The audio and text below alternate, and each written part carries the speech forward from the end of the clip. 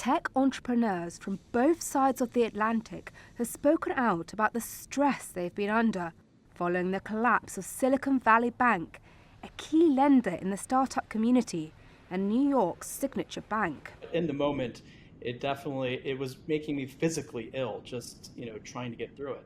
Dr. Gerson is the CEO and co-founder of RAD AI, a radiology startup helping to improve patient care. I mean, not knowing whether or not the company you've spent 5 years building was going to go away overnight as a result of something as, I think, sort of unpredictable as a collapse of a bank was really hard. Gerson says his company employs 65 people and has been growing 200% year on year. But the crisis left him worrying about how he would make payroll. That's the other crazy thing. The company could not be doing better, but somehow this was going to effectively put us out of business overnight. He ended up reaching out to Sam Altman, the CEO of OpenAI, who agreed to bail him out of his own pocket. I thought I'd just email him and just say, hey, here's how much we're short on payroll. If there's anything you could do to help, we'd greatly appreciate it.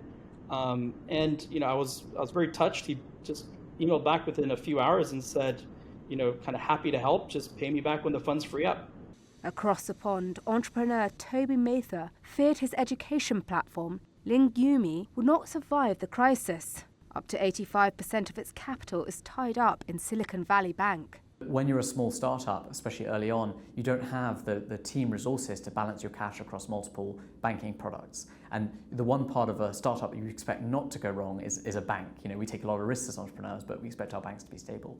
A deal has been struck for HSBC to acquire the UK arm of SVB, following a weekend of crisis talks with the Bank of England and government ministers. Mather is relieved not just for him, but for the industry as a whole.